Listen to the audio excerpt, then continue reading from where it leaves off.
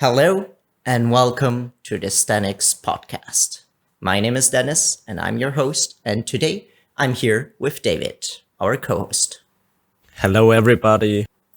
So, in today's episode, we will talk about the planche again, but this time we will talk about the periodization and how to structure your planche training from beginner to an advanced athlete. We will talk about when am I ready to train the planche? What do I need to be able to do to start training a planche? How long does it take to learn this exercise? How many times a week do I need to train? We will have a little excursus about hypertrophy and specificity, and we will talk about planche and basic training, as well as going through the different propedeutics, talking about planche leans, tuck planche, advanced tuck planche, straddle, one leg straddle, all that fun stuff. And at the end, we'll talk a bit about full planche and dynamic variations like the planche push-up, the planche press, and so on. So strap in and get ready for a very interesting and long episode. So that said, right. I would say, David, I'll hit you with the first question. So when am I ready to train the planche? Yes, very important questions. And it's also dependent on quite a few factors. So at first, you have to look at your anthropomatics. So how tall are you? How much do you weigh? How much muscle mass do you carry around? And do you just start out with training in calisthenics, or do you have some training experience prior to training it? Do you have some straight arm experience? Those are all very important questions that you should consider before starting out, because it will also determine if you are ready or not. But in general, I would say you you probably are ready, because the requirements for just starting out with planche are not that high. So if you are able to hold a straight arm plank with good form and have some basic understanding of your scapular movements and know what protraction and depression means, and also have some basic strength in just dips and push-ups, then you are probably ready to start out with planche training. Very good.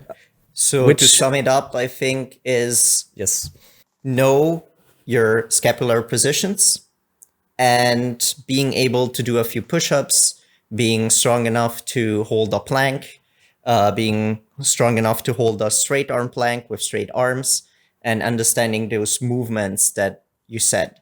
If you're confused about some words we use like elevation, depression, protraction, retraction, etc., go back and listen to our first podcast. We explain all these words there.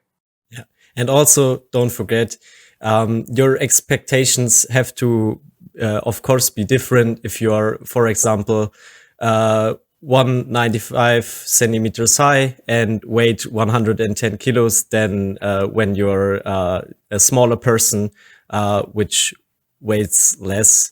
So this will, of course, determine how fast you can go to the next progression and how you start out. So the next question is, how long does it take? So Dennis, what do you think? How long do you think does it take to go from beginner to learning a full planche? Mm-hmm. So this is probably most asked question in calisthenics, and the answer to that is it depends. So a planche journey, Of course, a planche journey can take from 1 to 5 or more years. We have a video on YouTube where we can see one of our clients, Patrick, achieving the full planche in about 2 years. And he's like 180 and weighs 80 kg. So he's not the most little and not the most light guy. And this, for example, is more an exception to the rule. So usually it does take longer. Here we have a few points. Many of them you already named. So do we have a good base?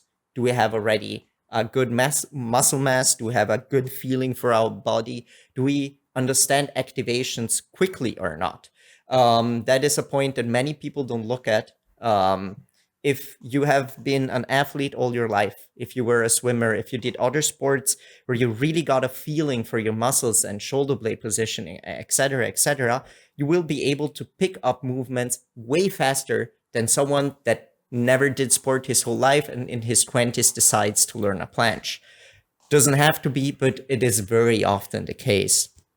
And learning an activation can take somewhere between 1 and 5 months, meaning until you don't understand how to position your scapula correctly to use the right muscles to progress quicker, you won't be able to progress because you're stuck there and you don't understand how to activate. While athlete B understands that right away and tickety-tack, he can manage to put on seconds and seconds because he uses a bigger muscle. And that's something you keep seeing in the coaching and something that many people underestimate. It's like not this linear, beautiful, easy progress. You go from one to the next. So yeah, I think you mentioned a really important point. It's more the time you personally take to understand some correct movement patterns, not just let's wait 5 years and train this movement without ever thinking about what I do in terms of activation. And then magically at some point you will just hold it. And I think this is a very good transition to the next point, which is that quality is extremely important in planche.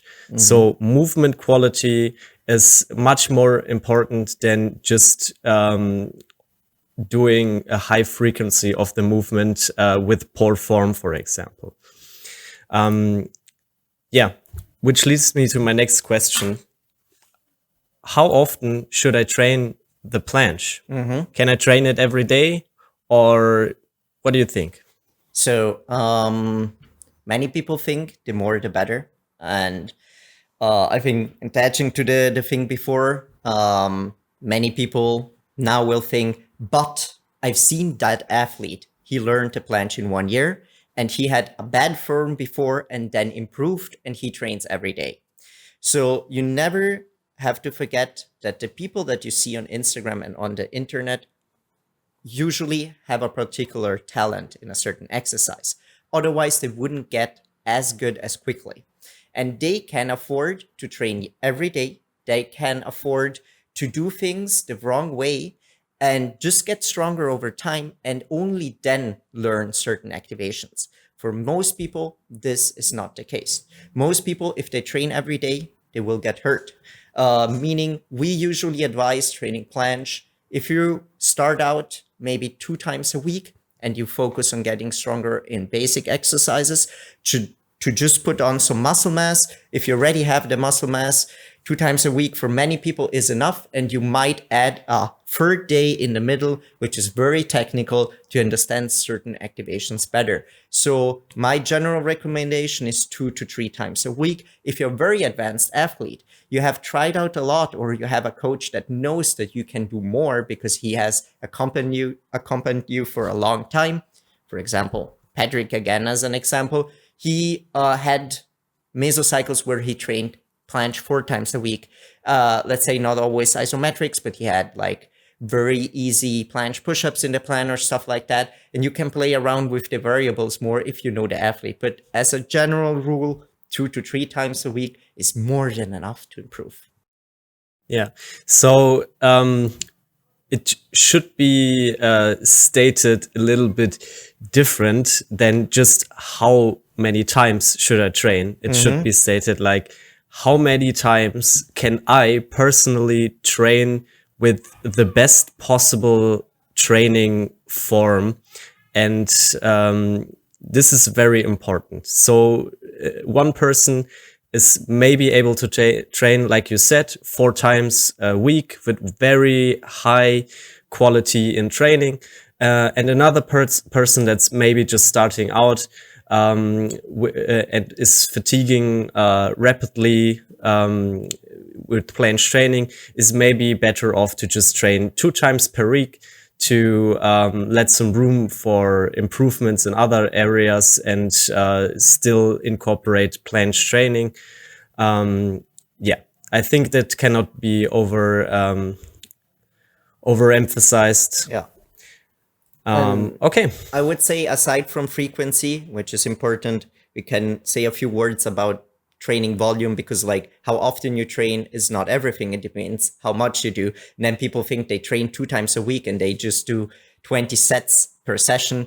You don't need that much. We usually start out with 8 sets a week, maybe 12, but 4 of those are extremely easy. And then you can ramp, like you can go on, and maybe at the end of the mesocycle, you will have something between 15 and 20 sets.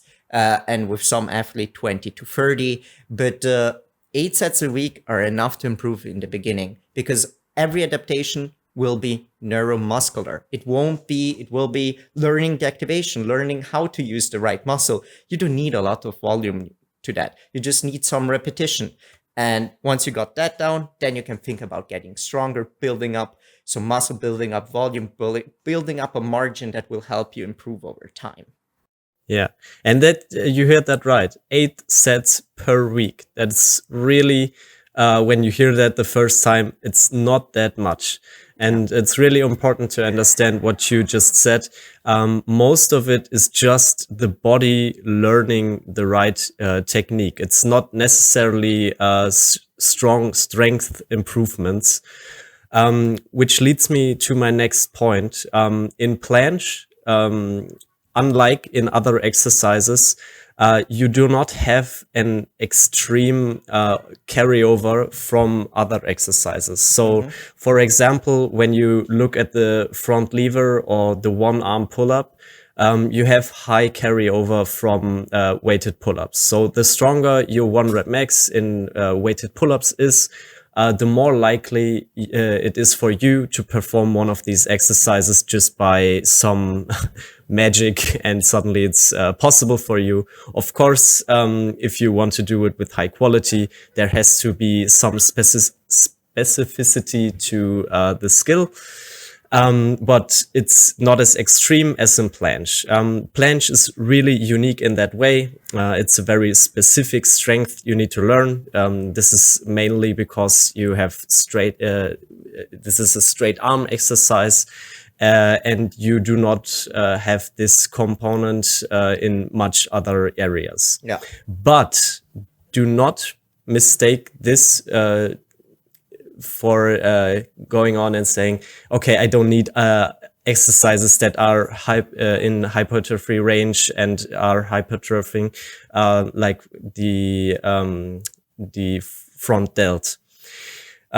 So in addition to the sets you just mentioned, there has to be some unspecific work, which is help growing the muscle, and this will also help with your planche training as well. Exactly. I think to say it in a short matter, we'll probably have a podcast episode just because it's not as easy as I'm gonna say it now. But there are 2 carryovers. There's one carryover which is specific. You do the exercise, you just get better at it neurologically, and with time you will put on more muscle in that specific angle, if of course you eat enough and you train it enough, and in a range which allows it to grow. That's number 1. And number 2 is an unspecific carryover just from muscle mass. Muscle mass is just like an engine. The bigger the engine, the more you can put in, the more you get out of it. Meaning, working on your front delt will help you. In fact, you can see athletes that have extremely strong shoulders. Like they're extremely strong in handstand push-up. They do crazy stuff in handstand push-ups, and that has a good carryover. Not just because of the angle, because of the muscle too, and at the same time, the specific angle and the muscle, and at the same time, they can hold a planche. Often you will see their planche will look a bit different than a well-executed planche because they maybe do not understand the activations in the planche right, and they just hold it with pure front delt strength. So it's not that easy. Like, you have to look at the details to really understand this movement, really understand how somebody got there and what his strengths are and how to use them the best to make someone progress. Yeah, that just means that planche has very high strength demands in general, but also very high technical demands. So something you mentioned is there are very strong people that can hold, for example, a full planche, but this full planche is very compensated. So you can't see the right technical activations.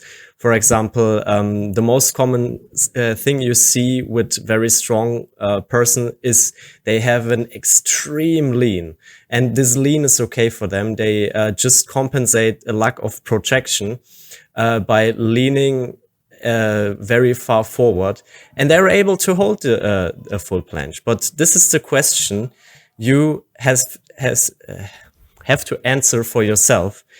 What type of planche do I want to hold? Do I want a high quality planche? This is kind of like the same question with the handstand. Do I want a straight line handstand, or do I want a banana that is both are a handstand? But you have to ask yourself, what do you want? And if you want to hold a high quality planche, you have to keep in mind it's high technical, very has a high technical demand. Yeah. Yeah, exactly. So okay, next one. That said, I think we can talk a little bit about progressions. So how do we start out with progressing a planche, Dennis? Okay. So here I would make a big point, and I will differentiate the absolute beginner from the beginner that already has some muscle mass, because they have two different approaches. Let's start off with the complete beginner. You're a skinny guy. You haven't trained much. You can do a few push-ups and a few pull-ups and stuff like that, but you aren't strong yet. You don't have any muscle mass. Your number one priority will be putting on some mass, meaning we can start working on your planche. We will start working on your planche by doing a straight arm plank and understanding basic movements of the scapula. You will understand how to adduct your scapula, so bring them together, retract them, and how to abduct them, how to bring them away from each other, how to activate muscles like the serratus anterior, how to get just a feeling for the tension that you need in the back to hold yourself in that position, to get stable and work around with all the stabilizing muscles. Understand what elevation means, what depression means, understanding where in the space your shoulder is, and what feels good and what doesn't feel good. So you will have extremely technical work, maybe 8 sets per week. We will have your straight arm planks. If you're maybe a tiny bit stronger already, planche leans, where you do these little exercises with your shoulders, and maybe 2 sets at the end of the workout where you do an easier version of that too. So maybe a tiny bit more volume, but very, very technical. And all your work will be focused on putting on some strength in the shoulders, putting on some mass, doing push-ups, doing back to wall handstand push-ups, pike push-ups, things like that, just to get your shoulders strong and your pushing strength going. That's number one. And there will be no progression on your planche training for now. You will just progress on getting stronger. You will do your 4 sets on day 1, 4 sets on day 3, whatever it is, and maybe 2 sets at the end of the workout, and 2 sets at the end of the workout there. And that's it. You won't put sets on, you won't put seconds on. You will do the same thing until you understand it correctly. Then we have the second kind of beginner, the one that already has some muscle mass. Here, the story is a bit different, meaning we will take this athlete and we'll see how his planche lean looks. If he already has understood the right technique, if he has, we can start putting planche leans into his training and add sets week by week. Keep it very technical in the beginning, always, because he has to understand the movement. Do not add seconds in the beginning. Just see that he understands the movement. And with time, you can add seconds, make him stronger, and then go to the next progressions. Yeah, I also want to mention when we talk about muscle mass, we are talking about muscle mass in the right places. So that means that maybe a person with very heavy legs has to start out, like you mentioned before, with the planks and with the straight arm planche leans and understanding the right activations. It's just to differentiate because some people can just jump in a tuck planche right away, no problem. And for them, it makes sense from a technical standpoint to incorporate planche leans and so on.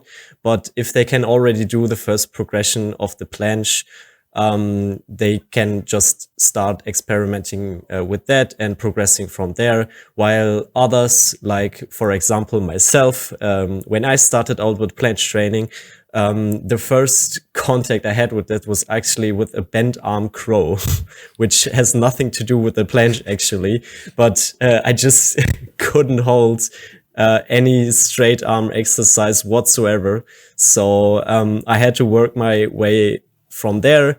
Then I progressed to with my knees, straight arm, for example, like a pseudo tuck knees planche and elbow, straight yeah, arm.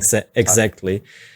Yeah, and yeah, I just wanted to point that out. And from there, when you can already hold a decent tuck planche and you can perform planche leans with good protraction and the right activations, Dennis, what do I do next? Where do I go from here? Okay. Yeah, maybe like you mentioned, the step between like understanding the planche lean, then we can add some seconds, then we can make the step to elevate the planche lean because the angle is more specific. And then we can start working on the tuck planche. Once we have the tuck planche and we can hold it, it's the same story all over again. We look at the technique. First of all, does the athlete activate himself correctly in this exercise? Yes or no? And here there are many decisions we can take. Like if somebody has a bad activation but has a very good strength, we will start out with a lot of sets. For example, 10 sets of 2 seconds or 3 seconds where you think, dude, you never see something like that in the plan. Well, repetition. It's not difficult for him. He can keep doing that and he will understand the technique sooner or later. And then we have number 2, which already has the perfect technique. And maybe we start off with a 4x3, which becomes a 5x3, which becomes a 6x4 because he's progressing very quickly, has understood the movement. We can put it on seconds and set there. And there you need a trained eye. Once the tuck planche is very solid and he can hold it for, and here there are no magic numbers, but like over 12 seconds, like over 10 to 12 seconds, it's very stable. He can do more sets. He understood the movement well. Now it's time to progress to advanced tuck planche. This progression isn't as easy as it sounds. For many people, the advanced tuck planche, they don't do it correctly. They skip it altogether, or they don't understand how to activate themselves in it. So what we do at Sthenics is we incorporate some assistance work already before. While our athlete gets stronger in the tuck planche, he starts holding it for quite a few seconds. We put in work for the hips, which we did for you too. If I remember correctly, you had a lot of hip work. Like one of your weak points is always understanding how to activate the hip correctly. That's not everyone's weak point, I must say, for most people, but David was the case. And there we use things like the bent arm advanced tuck planche or switches between the bent arm tuck to advanced tuck planche. And that leads you to understand how to activate your hamstrings, how to pull your knees back, how to keep the crunch in the abs, and how to keep the protraction at the same time. It's 10 things to think about at the same time.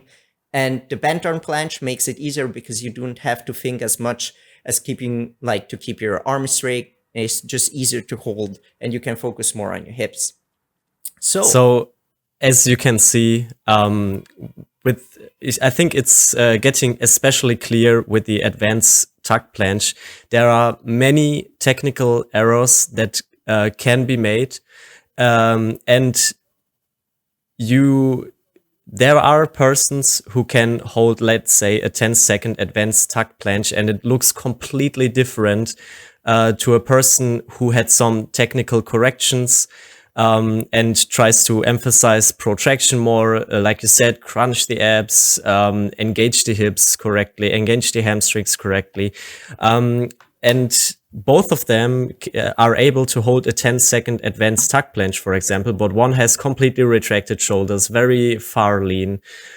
So in this progression, you can really see that you need the input from another person who is looking over the exercise and telling you what to emphasize maybe a little bit more. And you can also see the very technical element of the planche in the advanced tuck planche already, which becomes massive later on.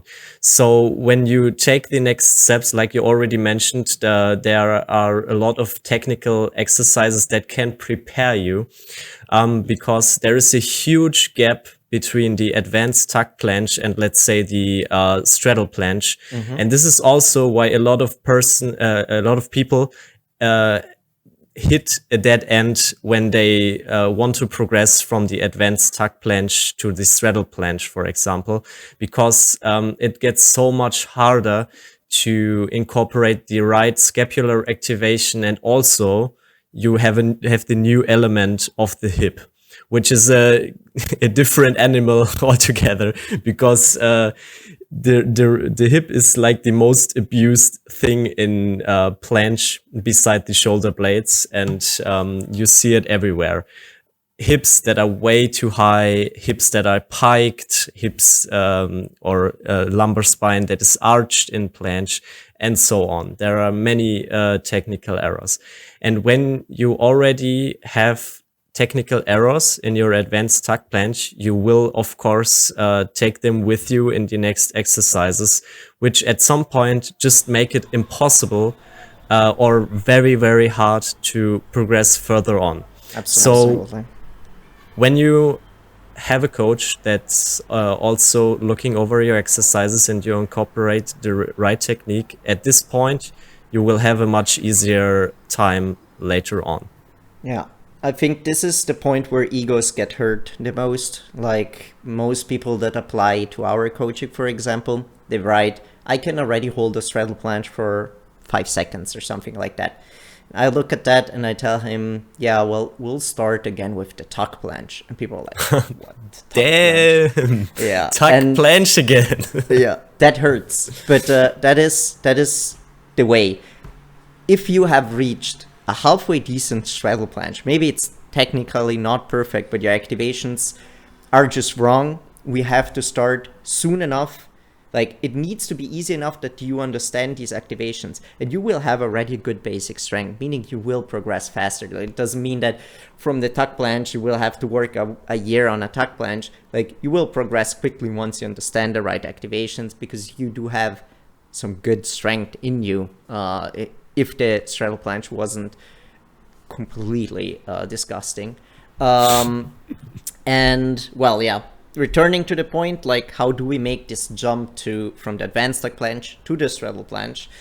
As you said, a lot of technical work. So as with the tuck to advanced tuck planche, here we have bent arm exercises too that we use. We use the one leg bent arm straddle advanced but straddle, one leg straddle planche, an impossible name, where you understand, like, you start from a bent arm advanced tuck and you bring one leg out. You have to understand how to crunch your abs, how to keep your hip in line, etc., etc. We have work with loop bands.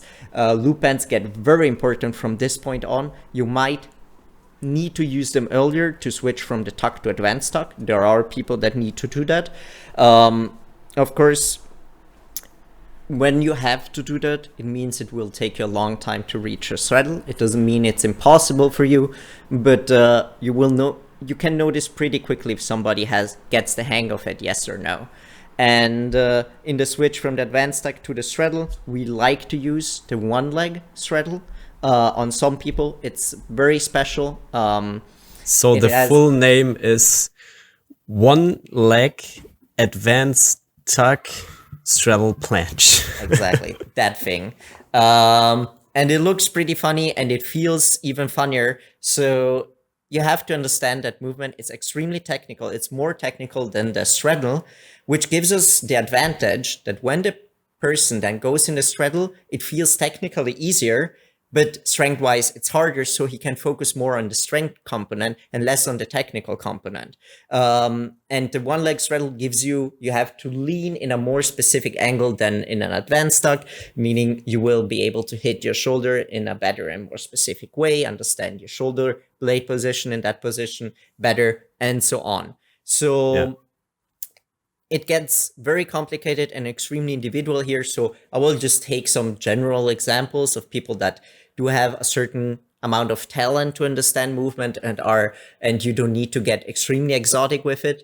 But once they get a good solid one leg straddle and we start introducing loop bend work for the straddle itself, where they start from an advanced tuck and go into a straddle, for example. Switches like that are extremely useful if performed correctly, because you can do 10,000 mistakes and it can be completely useless. That is the big thing with this switch. Like, you can do 10,000 exercises, but if you don't do them right, they won't do anything for you. Yeah. So I think we can sum it up by saying that there is a huge gap between the advanced tuck planche and the straddle planche. And we personally like to incorporate a one-legged planche version. A caveat is that this progression is very technical and it's not for everybody. So there are maybe people that are better off just using loop bends for straddle planche right away. But in our opinion, the other choice you can make is incorporating loop bends and start working on the straddle planche, but with the right activation.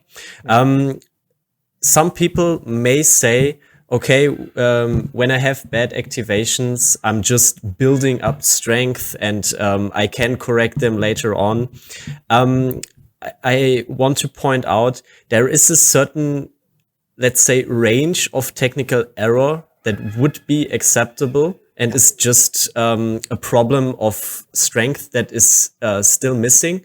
But there is a point where the error becomes so big that you have to do some extra technical work in much lighter progressions to fix it, because even if you get stronger, this error will just aggravate and get worse. And then it's time to put back ego and just reset. And there are certain examples on Instagram and so on who have set back their planche progression so many times and corrected everything from the beginning again. Yeah. Hello, Dennis. So it's important to keep that in mind. And if you if you do it just correctly right away, always think about you will save yourself some trouble later on down the process. So there's no point in rushing it, especially with planche, for some physiological reasons as well. I want to mention tendon health is a very big thing in planche, because it's such an aggravating exercise and tendons need some time to get used to it. Not your muscles, your strength probably will go up the fastest, your muscle grow too, but since it's a straight arm exercise, you put a lot of stress on the front of your shoulders, on your elbows, and yeah, since I'm a physiotherapist, I can tell how many times I hear the story of people injuring themselves while doing planche exercises. And most of them are just overuse injuries where people didn't stick to their 8 sets a week and just train planche, let's say, every day. Yeah. Yeah. Or Just they wanted progress. to mention. Yeah, or they progress too quickly. So learning a planche in a year isn't the best thing ever. Many people that learn it way too fast, they pay their price in the future because the tendons they can't keep that stress up, and you get hurt. Yeah, I think a good point you made is, so there can be some mistakes in form. Doesn't mean that everything needs to be perfect all the time. Most of the training won't look perfect. The important thing is you have understood the right activations in the progressions before. You have a very nice advanced like planche, and then you can try out a few things in the straddle, like after the one leg straddle especially, because planche is not only strength. Planche is balance too, meaning just like in the handstand push-up, you will need some tries to understand the movement. We rarely have clients that the first time they try a handstand push-up, it's perfect and they arch no back or nothing, even if their handstand was perfect and their eccentrics were perfect. Here is the same thing. You will have to understand the lean. You will have to understand the balance. The important thing is that you have enough technical work to back it up, and your main volume work is in high quality. What does that mean? For example, we can have David. He had a 4 times 2 seconds, which is nothing. Like 2 seconds is very short. To just understand the movement and kind of jumping into it to get a feeling for it. But he had backoffs with a loop band where he gathered a lot of qualitative volume. And then he had an extra assistant exercise for his hip because he needs that. And then and he managed to hold pretty decent holds on the 4 times 2, meaning they were helping him to get better and not bringing in mistakes that we don't want. That is super important. And you have to see if that happens, yes or no. And seeing it by yourself is very difficult. And then you have case B, which in fact like has his 4 times 2 maybe in the beginning of the training, and they look like complete shit. And they just make everything worse than better. And he's better off working maybe on the one leg advance, one leg straddle advance, thingy rababber, or doing loop band work and doing even more volume with the advanced tuck planche. Still, we're having just more patience to do that step. I think the best comparison in that case is just keeping in mind that trying the hardest progression is like doing your bench max. You won't do that every training. If you do that every training, you will not be surprised if you won't progress anymore and your bench max is staying the same. So the same applies to skill training. But you have to keep in mind that there is a huge technical component. Yeah. Like you said, sometimes it's just getting familiar with the exercise. So there is this balance component, and then you just have to try it out. But always keep in mind, you have to incorporate your the technical aspect as well. And this can only be done in easier progressions than usual. Okay. Yeah. So you will always have the guy who tells you, I just got better trying. Yeah. Yeah. Welcome. You have a talent, but 99% of the people don't do that. So but we talk about efficiency and quality, so brute forcing it doesn't count in my book, because this often ends in injury, bad form, and maybe in some very talented person somehow works, but even then, most of the time it won't. Mm-hmm. Okay, which leads me to my next question for you. Let's say I'm pretty advanced now. I can hold the straddle planche for, let's say, 2 to 3 seconds. And I'm starting to get more interested in holding a full planche or training towards it. How would I proceed in my training when I'm that strong? Okay. Well, maybe a point we haven't made before. We talked about it, but always indirectly. Is first of all, in every progression, you need to work with a margin. What does that mean? That if you can hold your planche for 2 seconds, you're probably not really ready to train it directly yet. You will need help to keep those seconds up more. Let's say if your planche is around 5 to 6 seconds, maybe you can already work with a few sets of 3 seconds, which lead you more than enough margin to actually get better. And this way you can add quality volume. This way you can get better. The best way to get better here is adding sets over the weeks, quality sets, where your form keeps staying the same or improves. You just get better through repetition, and you do that over a few months. Then you can start adding seconds with time slowly. And here there is a big point that we made already in the first podcast. We like to teach the straddle planche with a nice posterior pelvic tilt, which means your legs will have to be pretty close together. Meaning, if your straddle planche is solid and you hold it with a posterior pelvic tilt and your legs aren't like completely wide apart, the step to the full planche is a joke. Because the full planche is way less technical than straddle, it will be easier to understand your hip and focus on your hips, and it will be a higher strength demand, but the technical demand will be much lower. Meaning, our advice is, if your straddle planche looks completely straddled, work on understanding the hip and work on getting stronger with time. Once you can hold a nice straddle planche with a nice PPT, legs together, nice and straight, beautiful line, you can start incorporating full planche work, and you can start getting stronger and then start working on the full planche. Yeah, I think this is a very important point, because I think there are a lot of people out there who hold a very long straddle planche that has maybe some minor compensations, like you mentioned, holding it in an anterior pelvic tilt, or maybe the hips are slightly piked, or so on. And but they already start to think about, okay, how can I progress to the full planche? And I think it's very important that this is maybe a step in between.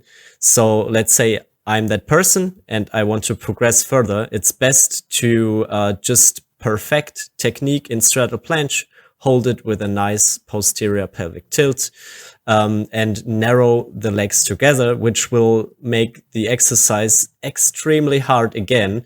And so you maybe drop down to a few seconds again, like you said, with a margin, of course. It has to be with a margin. And then when you are having that step in between, you will automatically find yourself in a position where you say, okay, I can hold this for, let's say, another 5 or 6 seconds. Maybe now I'm ready to start training for the full planche, and it won't be as big of a step like jumping from a compensated straddle planche to a full planche.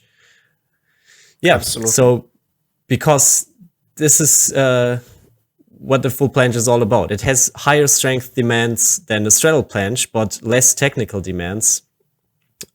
So the point is, you just need to get stronger when you can hold a very long straddle planche, and that's honestly it. Yeah, that's it. Yeah. And you can do that with the same technique like you achieved the straddle planche. You use loop bands for the posterior pelvic tilt straddle planche or for the full planche. You maybe incorporate some sets of just trying when you're already strong enough to hold it for a short period of time. And the rest you use loop bands or lighter progression to just collect some more volume.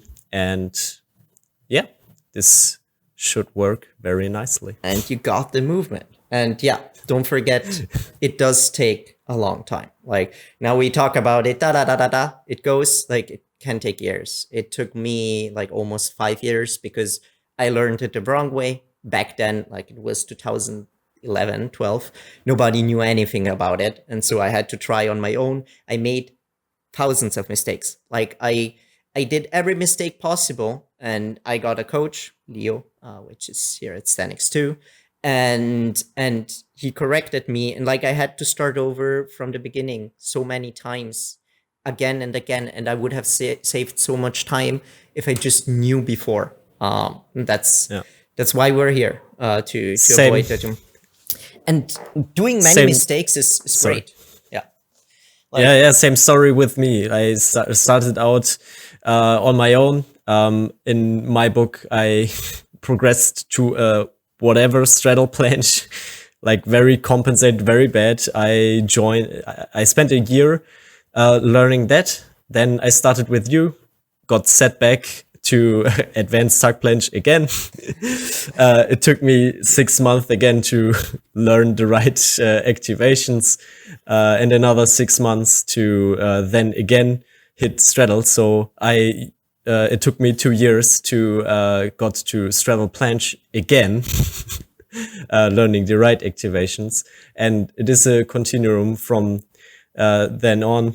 And I'm still learning, still correcting technique, still getting stronger in planche. And this is really important, guys. It's really, you need to have a lot of patience when training for planche, even if you want to do it with high quality and the right activations. And I know, like, especially as a young athlete, you see these extreme talents out there on Instagram. They learn to planche in 8 months, a year, and then you want to go to them to learn that. The problem with that is that most of these people, they just got there trying, meaning they don't even know how it feels to not be able to understand something right away. They don't have to try thousands of things and different variations, assistance exercises, methods, progressions to get better. They just kind of went there. They tried the first tuck planche, easy. After 2 weeks, they could have hold like 10 seconds of advanced tuck planche. They just tried to throw their legs out and they could hold a straddle.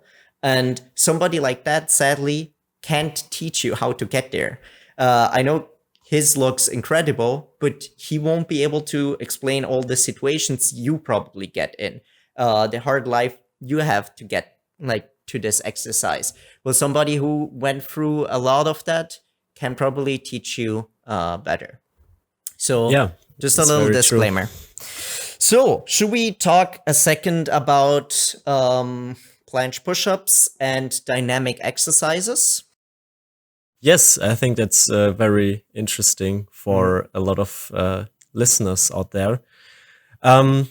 Since those exercises are dynamic exercises, you have to keep in mind you should only perform those dynamics in a progression that is easier than your isometric position. Let's say you can hold a straddle planche for a few seconds, for example. Then I would suggest that you start training your planche push-ups or planche raises, negatives, whatever, in an easier progression like the tuck planche negatives or tuck planche push-ups, or even advanced tuck negatives and push-ups. But what progression you choose there is also, again, dependent on how good your technique in these exercises are. So can you maintain the correct scapular activation when performing movement?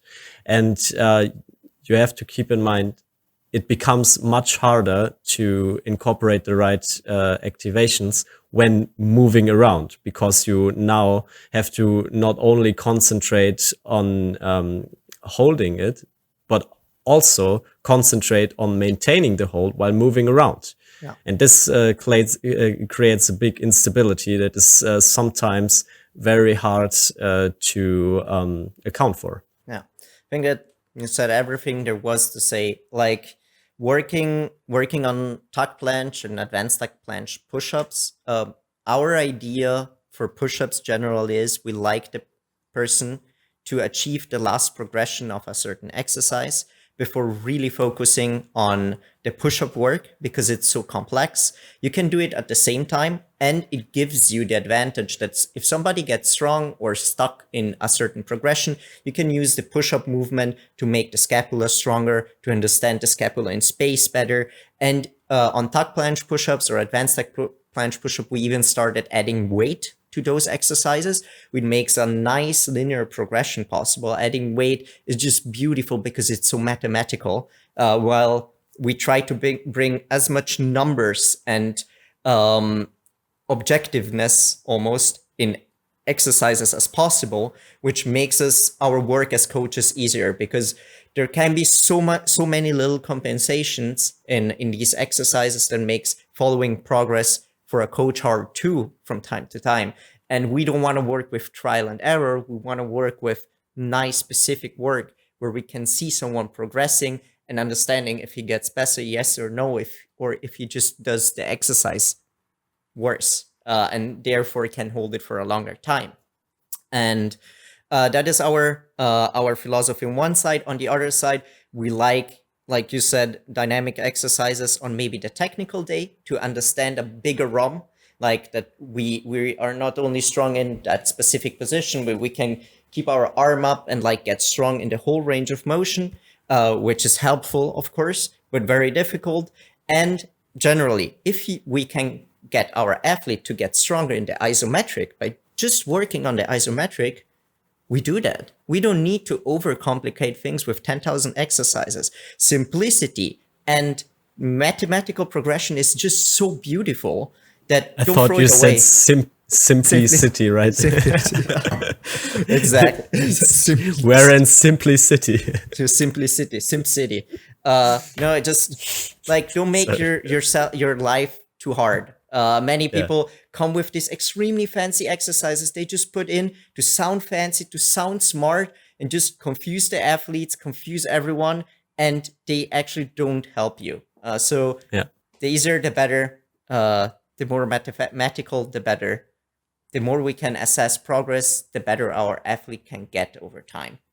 That's it. I think you said it all in once. Just go to simplicity. It's not that hard. And I think that's all there is to know about how to progress how to progress in the planche. What requirements do you need? How much you should train it? Yes. Very nice. Do you have anything to add? Maybe one of our favorite exercises as a little bonus secret. For people that managed to stay with us until now without getting annoyed. We really like to use the planche lean to raise as an exercise. This is one of the reasons why in Italy every planche looks so nice. Everyone has that exercise in the plan. Means you lean into the planche and you are in a very nice line and bring the line up with the whole body. You don't break the line while going up, or you don't jump into the planche. This is very difficult and needs to be worked on easier progression, just as David said before. And this allows you to work a bigger range in the shoulder muscle, and the whole scapula has to play with, and allows you to understand the hips positioning very, very well, making your planche 10,000 times more beautiful. Yeah, I think that sums it up pretty well. So if you want to see me struggle on Instagram with my own planche training, you can look it up at calisthenics_David. This is my Instagram. You can also find us at _Sthenics, which is our client progress site, and we post a lot of stuff about different topics, not just planche, basically all calisthenics exercises and some clients progress. And how can I find you on Instagram, Dennis? So my name is at Dennis_Calis. And yeah, if you enjoyed this video, I would ask you to share if you're listening on Spotify, share it in your stories, tag us, it helps us grow. This content, in my opinion, is gold. I wish I would have found something like this 10 years ago. No bias at all here. No, just kidding. So share it with your friends. It might help them save a lot of time. And if you are interested into getting coached, you can hit up the link in the bio. You will find it in the bio on Instagram or here in the description on YouTube if you're watching our not so beautiful faces here. You can leave us a subscribe, a like, a comment if you enjoyed it, all that fun stuff. And yeah, see you next time. See you next time. Bye bye.